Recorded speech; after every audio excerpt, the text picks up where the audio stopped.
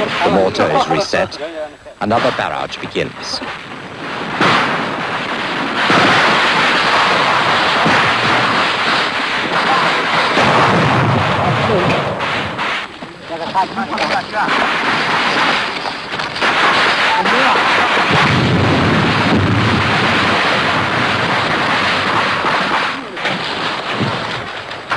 The fire flash from the bazooka has set the undergrowth alight. The Karens seem more afraid of this fire than the enemy.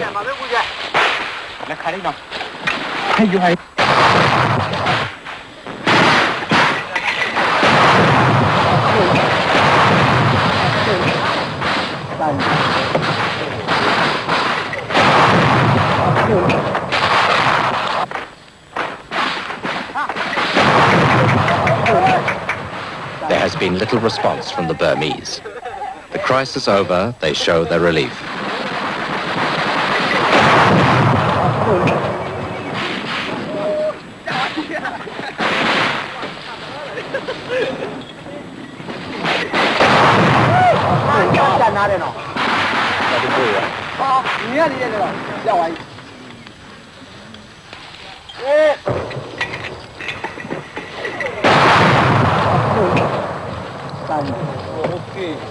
As suddenly as it began, the barrage ceases. What has happened to the Burmese?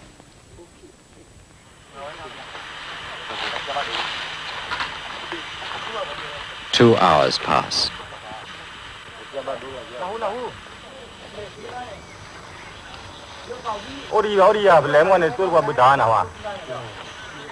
The villagers say the Burmese have gone down the other side of the ridge.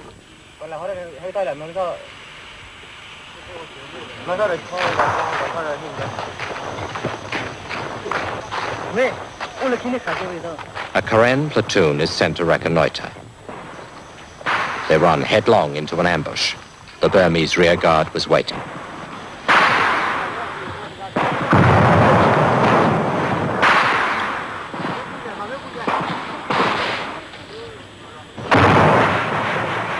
Combat at close hand with an enemy you cannot see is dangerous.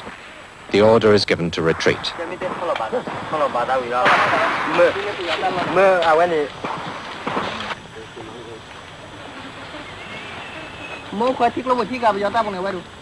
A message is sent to report the ambush.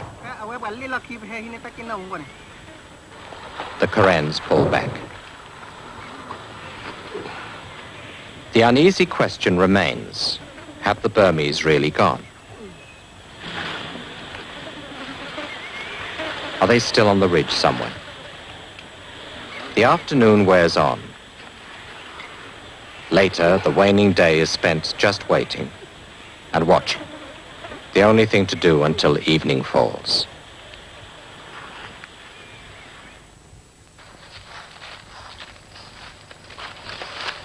The next morning, the Karen troops descend from the ridge, go into Clogadi, discover from the villagers there that the Burmese have definitely gone.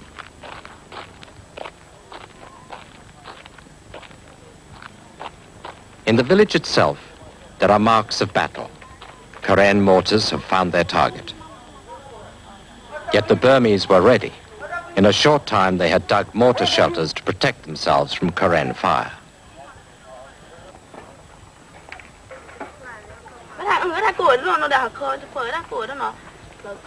The lieutenant asks, yesterday when we were shooting, where were you all? The woman replies, I pulled an old man who'd been wounded back here, but he died.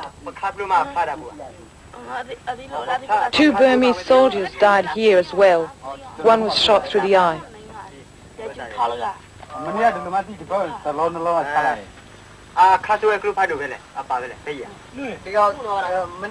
If we'd known that, we would have gone on shooting.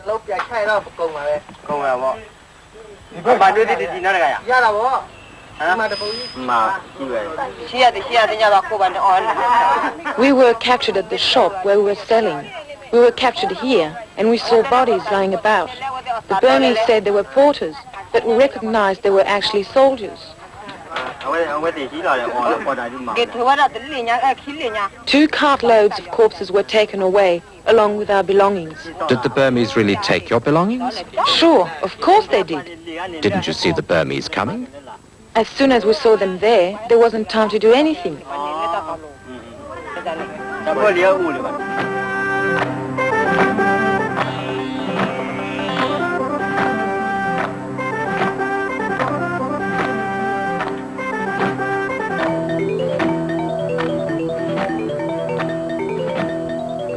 Now all file into Cloggedy, looking relieved, yet it was all in a day's work.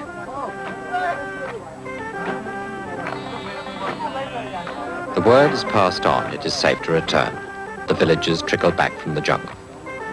It has all happened this way before. It will happen again.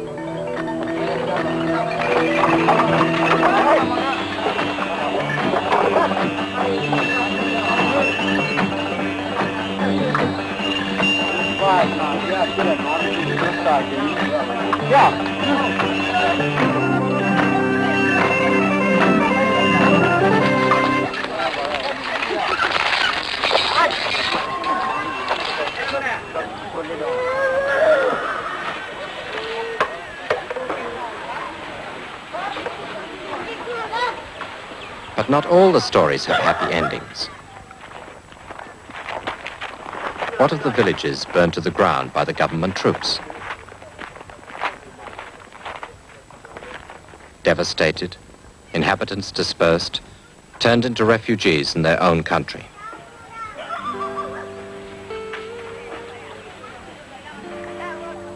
Where do these people go when their homes are lost?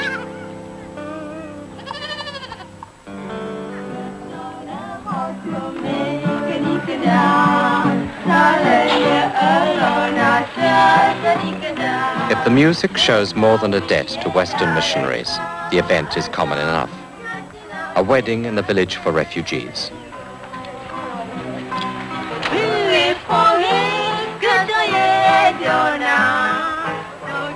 The ranks of such villages have been swollen since 1975. From that year, the Burmese government intensified its oppression of the Karen.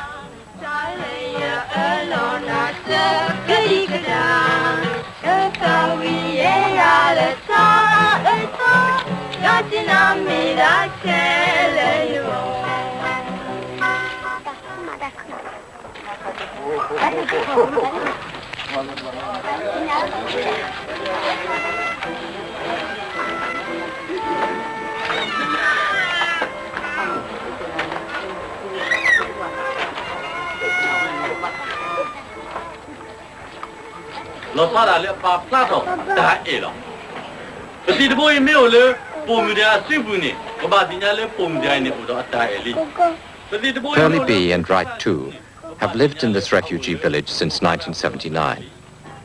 Their own village is under Burmese control. It gave no chance to work for the Karen cause.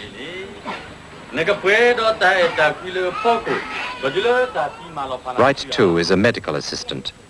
Pearly B, a teacher.